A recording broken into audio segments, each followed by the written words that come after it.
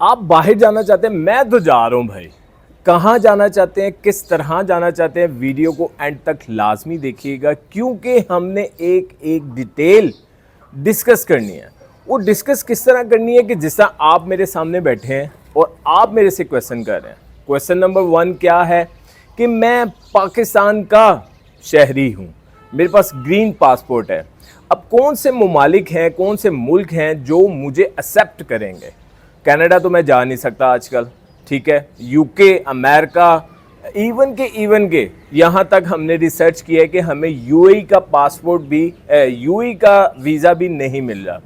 जो हालात इस टाइम टाइट हो चुके हैं, पाकिस्तानियों के कहीं के भी वीज़े नहीं लग रहे। तो वो कौन सा ऐसा मुल्क है जो हमें एक्सेप्ट कर रहा है। हम बात कर रहे हैं जापान की, और जापान में हम बात कर रहे हैं work visa.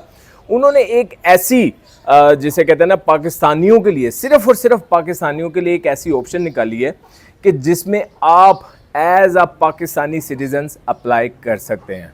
Question number 2, apply किस तरह करना है। अप्लाई करने के लिए हमारे पास एक पाकिस्तानी रजिस्टर्ड कंपनी है कि जहां पे आप जाके अपने आप को रिप्रेजेंट करेंगे और वो आपके लिए काम करेंगे आपके वर्क वीज़ा फॉर जापान के लिए।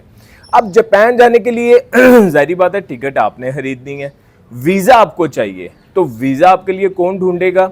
ये जो कंपनी हम लेके आए हैं, जो पाकिस्तानी रजिस्टर्ड कंपनी है, जो कि पाकिस्तानियों को जापान भेज चुकी है, आप उनसे कांटेक्ट करेंगे, बल्कि आप हमारे ज़रिए उनसे कांटेक्ट करेंगे।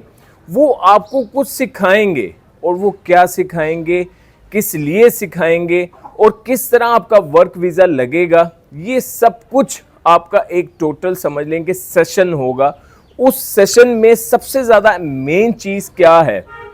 अगर आप जापान जाना चाहते हैं तो भाई सबसे पहले आपने जो काम सीखना है, पेपर पेंसिल पकड़ लें भाई, आपने जो काम सीखना है वो है उनकी लैंग्वेज, क्योंकि लैंग्वेज के बगैर आप जा नहीं सकते। क्वेश्चन नंबर 2, कौन कौन लोग वहाँ जा सकते हैं। क्या अनपढ़ बंदा वहाँ पे जा सकता है। अगर नहीं जा सकता तो कितनी पढ़ाई की ज़रूरत है। भाई आपको किसी पढ़ाई की ज़रूरत नहीं है। हाँ, अगर आप 10वीं क्लास पास हैं, 10वीं जमात पास हैं, तो आपके लिए अच्छा है। अब कौन कौन बंदा अप्लाई कर सकता है, किस किस काम के लिए अप्लाई कर सकता है। भाई अनपढ़ बंदे से लेके पढ़ा लिखा बंदा वहाँ पे जा सकता है। सबसे पहला कंपोनेंट जो मैं आपको बता चुका हूँ वो है उनकी लैंग्वेज। जब आप लैंग्वेज सीखेंगे और जब हमारे ज़रिए इस रजिस्टर्ड कंपनी को, जिनका नंबर हम आपके साथ शेयर करेंगे, जिनकी प्रोफाइल हम आपके साथ शेयर करेंगे, या जो डिस्क्रिप्शन में हमने जिनका नंबर दिया हुआ है, जब आप उनको कांटेक्ट करेंगे तो वो सबसे पहले आपकी एक प्रोफाइल बनाएंगे। उस प्रोफाइल में सबसे पहले बताया जाएगा कि आपने उनकी लैंग्वेज सीखनी है। लैंग्वेज सीखना मेन चीज़ है। मीन्स कि अगर आप जापान जाना चाहते हैं, आपके पास पढ़ाई नहीं है, आपके पास मैं कहता हूँ कि 10वीं क्लास की एक डिग्री है और आप जापान जाना चाहते हैं, तो सबसे पहले आपने लैंग्वेज को अपने ज़हन में रखना है, क्योंकि लैंग्वेज सीखे बगैर ये रजिस्टर्ड कंपनी आपका वीज़ा अप्लाई नहीं करेंगे। अब लेट्स सपोज आपने लैंग्वेज सीख ली है, देन ये आपको आगे रिप्रेजेंट करेंगे।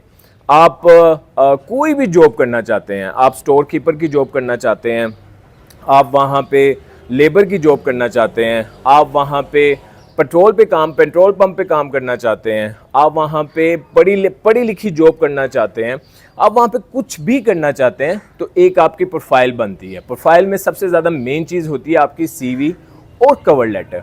सीवी और कवर लेटर जब आपका बना होता है, अब यहाँ पे फिर मैं एक बात करूँगा कि सीवी और कवर लेटर हर मुल्क की लैंग्वेज के हिसाब से ही बनता है।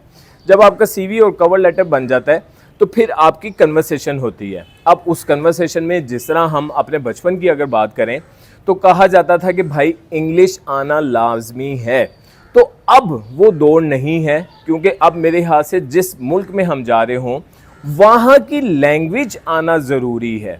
आप ड्राइवर की जॉब करना चाहते हैं, आप स्टोर कीपर की जॉब करना चाहते हैं, आप मैं कहता हूँ कि फार्मिंग की जॉब करना चाहते हैं, मेडिसिन की जॉब करना चाहते हैं, सबसे मेन चीज़ है आपको वहाँ की लैंग्वेज आना। जब आपको लैंग्वेज आ जाती है तो फिर आपका प्रोसीजर समझ लेंगे 50% हो चुका है फॉर वर्क वीज़ा।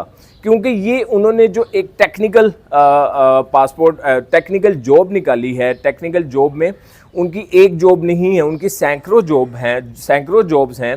और ये जॉब्स वही अप्लाई कर सकता है जिसको जापानीज़ आती है, जिसको ये लैंग्वेज आती है। इंग्लिश ज़रूरी नहीं है। आपके बैंक में कितने पैसे हैं इससे उनको कोई कंसर्न नहीं है। आप कितने पढ़े लिखे हैं इससे उनको कोई कंसर्न नहीं है। आपने टिकट खरीदनी है और खुद जाना है। आपका ये सारा अरेंजमेंट ये रजिस्टर्ड कंपनी करेगी, जिसकी डिटेल हम डिस्क्रिप्शन में आपके साथ शेयर करेंगे। ये आपको पूरा एक ट्रेन बंदा बना के वहाँ भेजेगी। और जाहिर बात है, जब ये आपको वहाँ पे भेज रहे हैं तो ये सबसे पहले आपके लिए वर्क वीज़ा अरेंज करेंगे और फिर आपके लिए जॉब अरेंज की जाएगी। जॉब किस अरेंज करेंगे वो इनका काम है। इन्होंने जॉब हंटिंग करनी है, आपका वर्क वीज़ा वहाँ से निकलवाना है और उस वर्क वीज़े पे आपने फ्लाई करना है। तो इस टाइम जो पाकिस्तान की सूरत हाल चल रही है, अगर मैं देखूं कि मेरे पास बैंक बैलेंस नहीं है, मेरे पास डिग्री अच्छी नहीं है, तो मैं बाहर के मुल्क जाके 4 से 5 लाख रुपया कैसे कमा सकता हूं? अगर मेरे पास बैंक बैलेंस नहीं है, मेरे पास डिग्री नहीं है, तो क्या मैं पाकिस्तान में 4 से 5 लाख रुपया महीना कमा सकता हूं? मेरे ख्याल से इसका जवाब मेरे से बेहतर आप लोग जानते हैं। तो अगर आप भी 4 से 5 लाख की जॉब करना चाहते हैं, जिसमें आपने सिर्फ और सिर्फ मेहनत कहाँ पे करनी है, आपने बाहर जाने के लिए मेहनत नहीं करनी, आपने सिर्फ और सिर्फ उनकी लैंग्वेज जापानीज सीखने के लिए मेहनत करनी है। तो अगर आपको नज़र आ रहा है कि आप 4 से 5 लाख की नौकरी लग जाएंगे, तो आपने सिर्फ जल्द अज जल्द, जितनी जल्दी हो सके, सिर्फ जापानीज लैंग्वेज सीखनी है। तो मेरे ख्याल से इससे बेहतर ऑप्शन आपके लिए कोई भी नहीं इस टाइम दे रहा। ये वो मुल्क है जो पाकिस्तानियों के लिए जिन्होंने वीज़ा निकाला है, और पाकिस्तानियों को आपको भी पता है कि इस टाइम मेरे ख्याल से दूसरे शहर में जाने के लिए बहुत सी हर्डल्स आती हैं। तो दूसरा मुल्क जाने के लिए अगर आपको आसानियाँ मिल रही हैं तो इससे बेहतर अपॉर्चुनिटी कोई नहीं है। अगर आप जाना चाहते हैं, बाहर जाना चाहते हैं, अगर आपके पास बैंक बैलेंस नहीं है और 4 से 5 लाख रुपया महीना कमाना चाहते हैं, तो जल्द अज जल्द इस कंपनी को कॉन्टैक्ट करें। इस कंपनी का कॉन्टैक्ट नंबर डिस्क्रिप्शन में है। आप बोरिया बिस्तरा बांधें और जापान जाने की तैयारी करें। अपना बहुत ज़्यादा ख्याल रखें। अस्सलाम वालेकुम।